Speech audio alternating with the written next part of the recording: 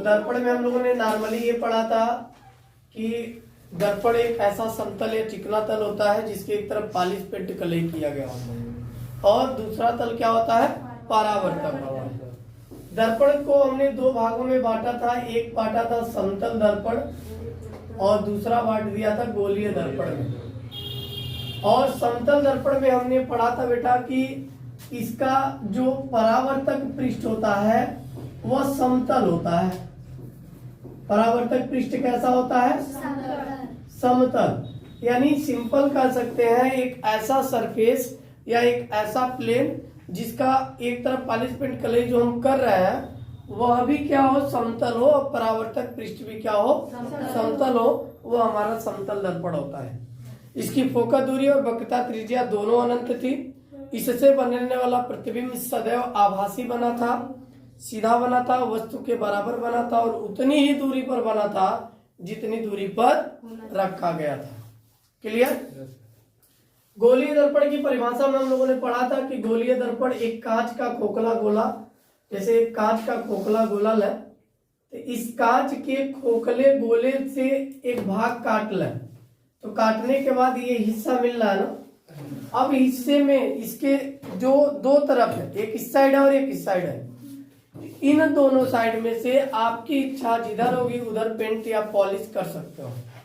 मान लो आपकी इच्छा हुई कि मैं इस साइड पॉलिश कर लूं, ठीक है, दैट मीन्स उभरे हुए तल पर। तो जब आप उभरे हुए तल पर पॉलिश करोगे तो यह अवतल की संज्ञा में आता है, यानी अवतल दर्पण कहलाता है। क्या कहलाता है, अवतल दर्पण। लेकिन आपकी इच्छा हुई कि नहीं मैं दबे हुए तल पर पॉलिश करूंगा या करूंगी तो ये भैया क्या हो जाएगा, उत्तल दर्पण। तो परिभाषाएं यहीं से निकल के आ जाती हैं कि गोलीय दर्पण, ध्यान से देखो बेटा, गोलीय दर्पण तो यही है ना।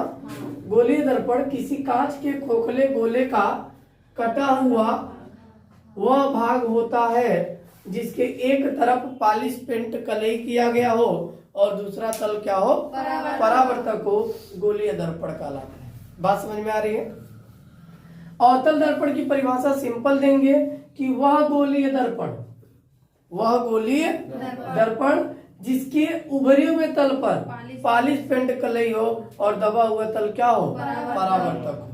ठीक उसी प्रकार जैसे आपके टीचर प्यार से जब मारते हैं तो हाथों को ऐसे करते हैं, तो ऐसे चोट कम आवाज ज्यादा होती है तो बगल वाला बच्चा डर जाता है बड़ी तेज से मारना, बट ऐसा होता नहीं है। तो ये जो हिस्सा सरफेस जो गोरा गोरा दिख रहा है ये आपका परावर्तक पृष्ठ, और ये जो थोड़ा सा ब्लैक दिख रहा है, अब हमारा फेस ब्लैक एंड व्हाइट है तो इसलिए ब्लैक दिख रहा है। अब भाई इंग्लैंड के रहते तो हम ऐसा थोड़ी ना होते, दोनों तरफ एक ही जैसा होता ना। तो ये व्हाइट सरफेस जो है ये मान लेना परावर्तक पृष्ठ है, और ये कौन सा पृष्ठ है, ये पॉलिश वाला पृष्ठ है जिसपे लाल ऑक्साइड की पॉलिश की गई है। अब ये ऐसे जब टीचर ने मारा आवाज हुआ बट चोट नहीं लगा, तो ऐसे स्थिति में अवतल दर्पण बनता है। कौन सा दर्पण बना, लेकिन टीचर जब गुस्से में आता तो ऐसे मारता, हाथ को पूरा एकदम टाइट कर लेता, खूब बका दे, तो अब ये परावर्तक पृष्ठ हो गया जो क्या था, उभरा हुआ, और दबे हुए तल पे क्या आ गया, लाल ऑक्साइड यानी पेंट किया हुआ, कलई किया हुआ। तो ये कौन सा दर्पण होगा, जब एकदम बराबर करके मारता है तो समझ लेना, समझ गया ना, हाँ तो समझदार हो।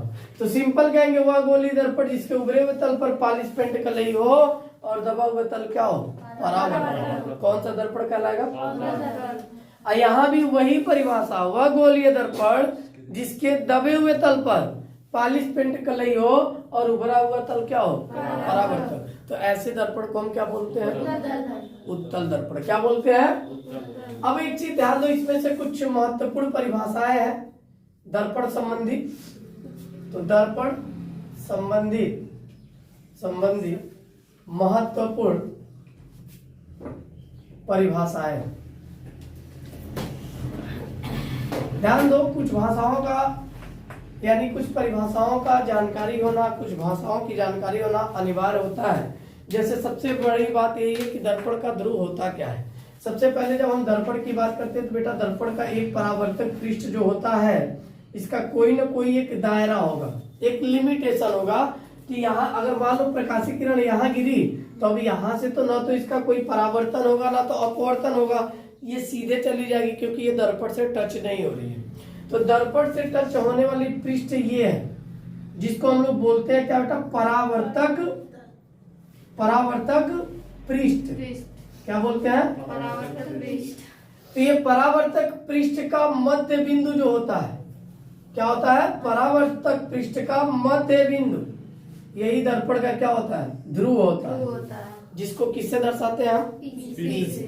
दर्पण का ध्रुव क्या होता है, परावर्तक पृष्ठ का मध्य बिंदु दर्पण का ध्रुव कहलाता है। परिभाषा लिखनी होगी तो सिंपल लिखेंगे, क्या लिखेंगे, परावर्तक पृष्ठ का मध्य बिंदु दर्पण का ध्रुव कहलाता है, यानी परावर्तक पृष्ठ का मध्य बिंदु दर्पण का ध्रुव कहलाता है। ध्रुव ऐसे किससे दर्शाते हैं, P से, यानी इसे P से प्रदर्शित करते हैं। ध्रुव समझ में आ गया। अब ये चाहे उत्तल हो या अवतल हो, उससे लेना देना नहीं। अगर उत्तल बनता तो क्या बनता, ऐसे बनता। अब इसका भी परावर्तक पृष्ठ तो ये होता ना, तो इसका मध्य बिंदु का जब डिवाइड करते तो क्या मिलता, ये मिल जाता। इसको भी हम P से ही दर्शाएंगे। चाहे हम अवतल की बात करें या उत्तल की बात करें, दोनों के लिए परिभाषाएं सेम है।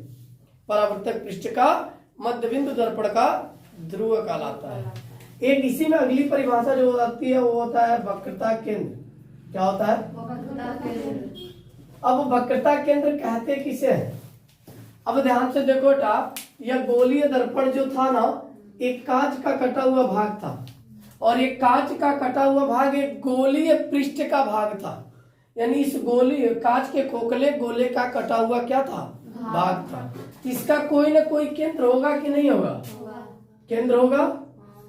तो सिंपल परिभाषा यही लिखेंगे कि गोलीय दर्पण जिस कांच के खोखले गोले का कटा हुआ भाग होता है, उसके केंद्र को ही वक्रता केंद्र कहते हैं। यानी गोलीय दर्पण जिस कांच के खोखले गोले का कटा हुआ भाग होता है, उस गोलीय दर्पण का केंद्र ही इस दर्पण के लिए वक्रता केंद्र कहलाता है। बात समझ में आ रही है। चाहे उत्तल दर्पण हो या अवतल दर्पण हो, तो जब हम दर्पण बनाए तो ये दो दर्पण जो बना हमको, या किसी न किसी कांच के खोखले गोले का कटा हुआ भाग था, वह खोखला गोला मान लेते हैं ये है। अब इसका केंद्र ये था, इस कांच के खोखले गोले का कटा हुआ केंद्र था, लेकिन दर्पण के लिए यही क्या हो गया, वक्रता केंद्र। क्या हो गया, वक्रता केंद्र। और ये दर्पण का क्या है, ध्रुव है। यह दर्पण का ध्रुव है। और जब वक्रता केंद्र जान गए, दर्पण का ध्रुव जान गए, तो ये भी जान लो वक्रता केंद्र व दर्पण के ध्रुव से होकर जाने वाली रेखा दर्पण का मुख्य अक्ष कहलाती है। क्या कहलाती है, दर्पण का मुख्य अक्ष कहलाती है। तो मुख्य अक्ष की भी परिभाषा डायग्राम के अनुसार लिख सकते हैं कि वक्रता केंद्र व दर्पण के ध्रुव से होकर जाने वाली एक सरल व सीधी रेखा ही दर्पण का मुख्य अक्ष कहलाती है। अब दर्पण का भी एक ध्रुव होता है। अब इस दर्पण का ध्रुव क्या होगा, वक्रता केंद्र से होकर जाने वाली रेखा, जो जैसे जाएगा उसी मार्ग पर वापस लौट जाएगा, यही इसका अभिलंब भी कहलाएगा। क्या कहलाएगा, अभिलंब। बात समझ में आ रही है। यदि हम वक्रता केंद्र जान गए तो वक्रता त्रिज्या भी जान सकते हैं। वक्रता त्रिज्या क्या होती है बता दो। परिभाषा है सबकी, आप लिख लोगे, इजी है।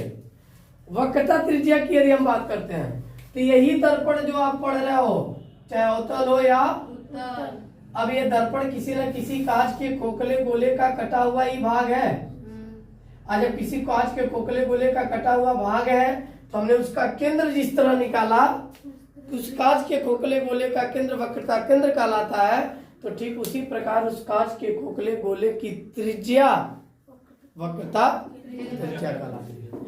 तो गोलीय दर्पण जिस कांच के खोखले गोले का कटा हुआ भाग होता है, उसकी त्रिज्या दर्पण की वक्रता त्रिज्या कहलाती है। और इसे हम आर से प्रदर्शित करते हैं। किससे प्रदर्शित करते हैं, आर से। बात समझ में आ रही है।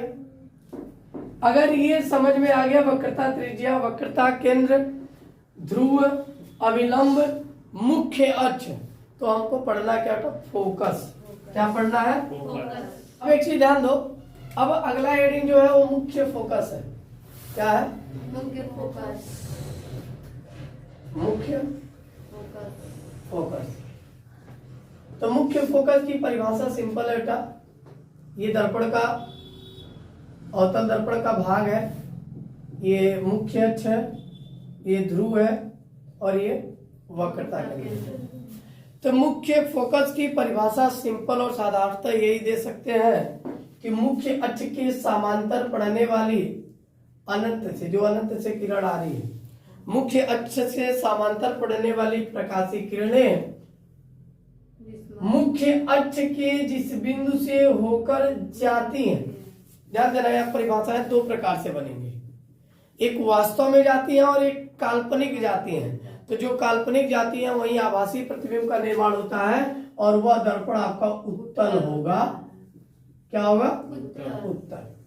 अब ध्यान दो, मुख्य अक्ष के समांतर पड़ने वाली प्रकाशीय किरण दर्पण से परावर्तन के पश्चात मुख्य अक्ष के जिस बिंदु से होकर जाती है अथवा जाती हुई प्रतीत होती है, दर्पण का मुख्य फोकस कहलाती है।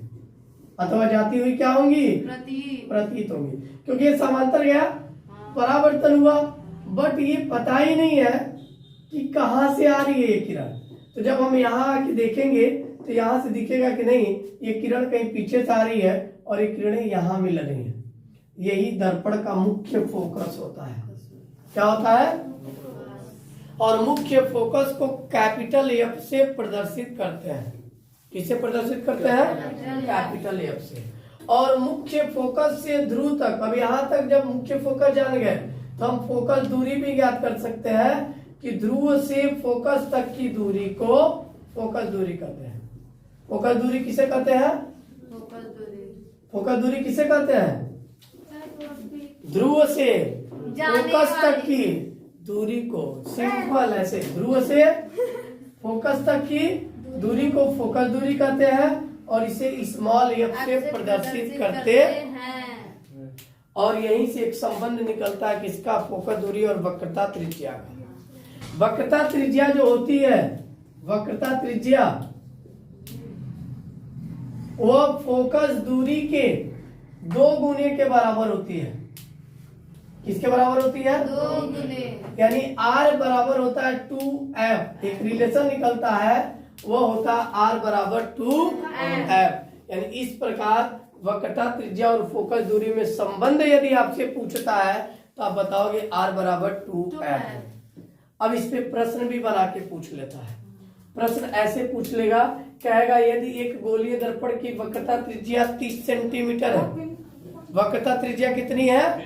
30 सेंटीमीटर है, तो फोकस दूरी ज्ञात कीजिए। क्या ज्ञात करना है? अब फोकस दूरी ज्ञात करने के लिए क्या करना पड़ेगा? वक्रता त्रिज्या 30 रख देंगे, एफ निकाला, 2 को ट्रांसफर कर लेंगे, 30 में 2 से भाग करेंगे, 15 हमारा आंसर आ गया, 15 सेंटीमीटर। और ध्यान देना, किसकी फोकस दूरी धनात्मक किसकी ऋणात्मक होती है यह ज्ञात करना हो तो चिन्ह परिपाटी याद रखना, प्लस और माइनस वाला भी पढ़ाएंगे आगे। इधर आएंगे, क्योंकि इधर की वैल्यू क्या लिखते हैं? पॉजिटिव, इधर की निगेटिव, और ऊपर की क्या लिखते हैं? पॉजिटिव, नीचे की। तो यही मान लेना ओरिजिन है, यानी मूल बिंदु है। अब इस मूल बिंदु के यदि दाहिने तरफ जाना तो पूरी वैल्यू पॉजिटिव और बाएं तरफ आओगे तो, इसलिए अवतल दर्पण की फोकस दूरी सदैव ऋणात्मक और उत्तल दर्पण की फोकस दूरी सदैव धनात्मक। यानी इसकी फोकस दूरी क्या होगी? ऋणात्मक और इसकी धनात्मक। बात समझ में आ गई? यस। कोई डाउट? No sir. जब इतनी बात समझ में आ गई तो पूरे का डिफिनेशन आप लिख लेंगे, नोट्स कर लेंगे।